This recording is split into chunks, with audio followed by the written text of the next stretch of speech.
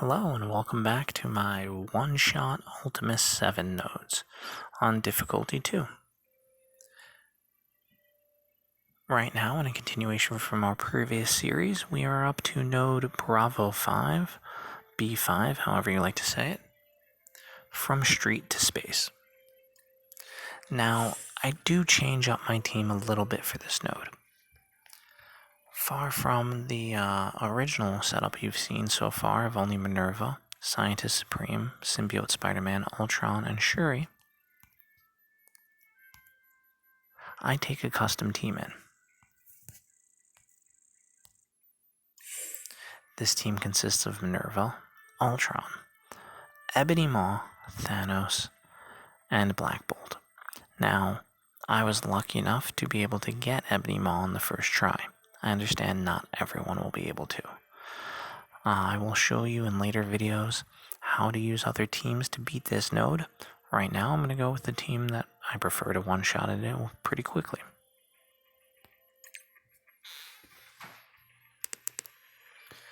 The node is going to start with Gamora and Spider-Man set to the left, Drax in the middle, and then Black Panther and Rocket Raccoon set to the right.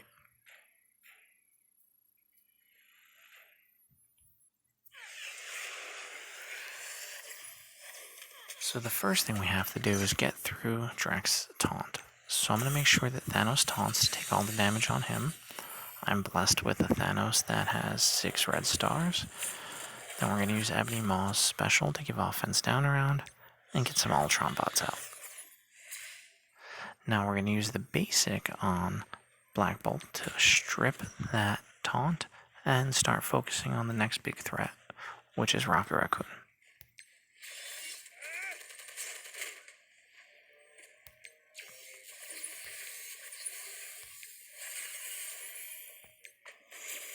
We use all of Ultron bot's specials and then use Ultron's ultimate.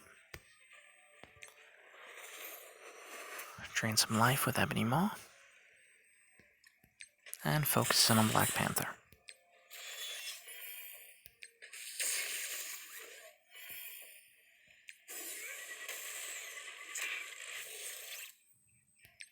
Now we move over to Gamora.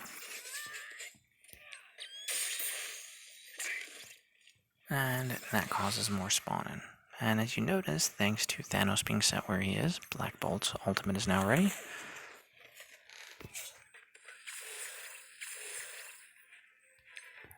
We give everyone offense down and focus on killing Drax.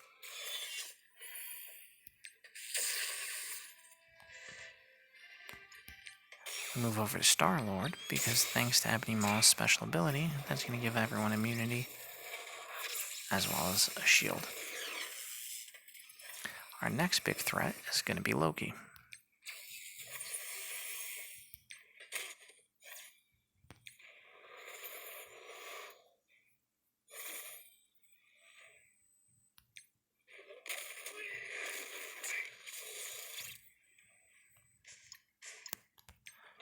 Take a risk with Spider-Man, it didn't pay off.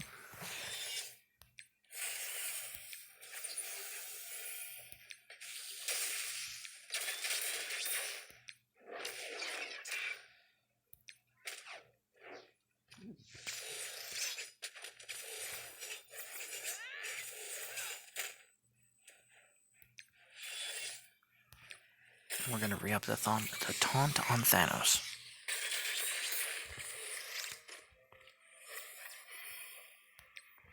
Bring more bots out.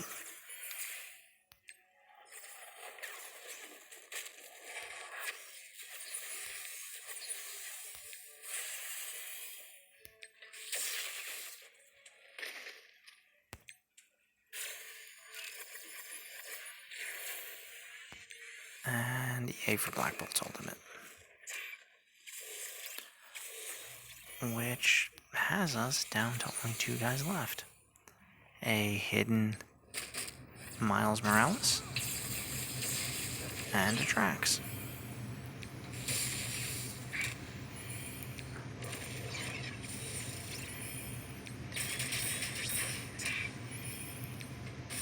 And that is handily defeating a mini boss node in Ultimus 7 with quite a bit of time left on difficulty 2.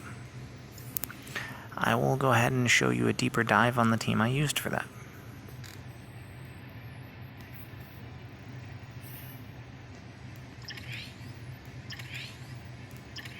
Sorry, it's after midnight, so I had to collect my automatic daily rewards.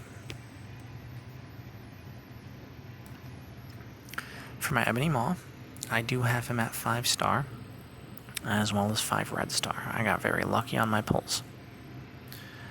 He is already at tier 13, but not all the way to 14, with only the cheap ability, which is basically just some blues, and 1 orange ability for just some health and resistance.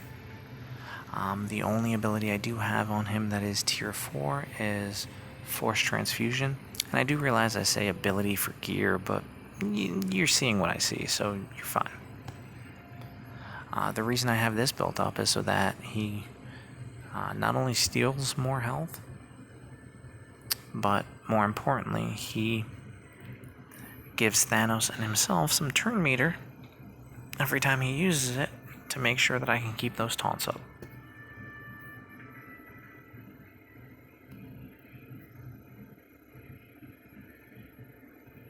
I gotta roll down to my Black Bolt.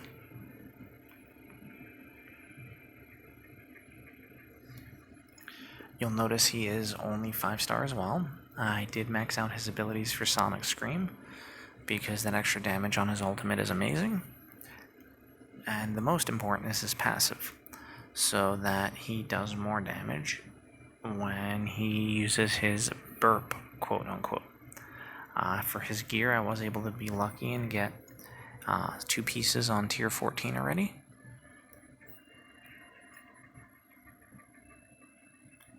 I could probably max him out right now, but I do not have enough superior basic catalysts or just basic, superior health catalysts, etc.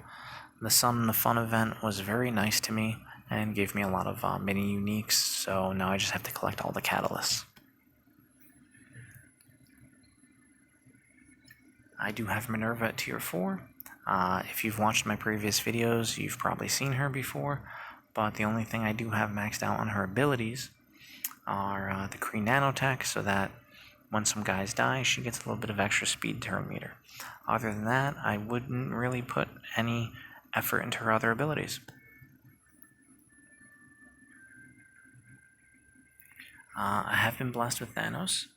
I did buy the credits, not with cash, but with the promotion credits you can earn to get him to 6 red star.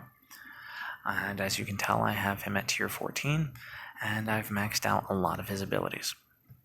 I haven't done his basic, which I will eventually get to, so that he can have that 100% counter, but comparatively, I don't use his basic ability that much. More importantly is making sure he generates energy and has his extra resistance. A massive amount of damage on his ultimate, so he heals himself. And making taunt last for 2 turns. You don't really have to max out all of his abilities. Really just Titan Eternal should be okay for you.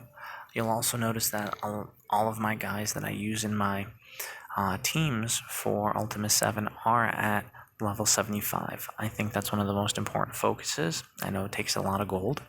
It's really expensive, but it is worth it for the stat difference that you see.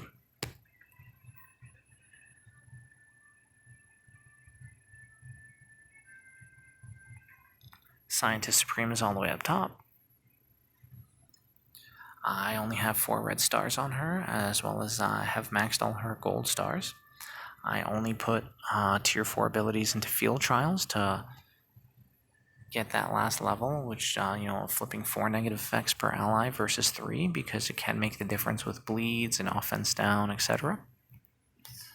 And I am working on bringing her to tier 14, but right now I just have her kind of like tier 13 plus, where I've been able to be lucky in these past events to really build her up. So that is the team I use. I believe I've shown you everyone on it and how to one-shot the From Street to Space mini boss node in Ultimus 7 difficulty 2. If you have any questions, please leave comments below in the YouTube video or message me in Alliance, because I'm going to be honest, I assume only my Alliance mates are looking at this. So have a wonderful night, and thanks for watching.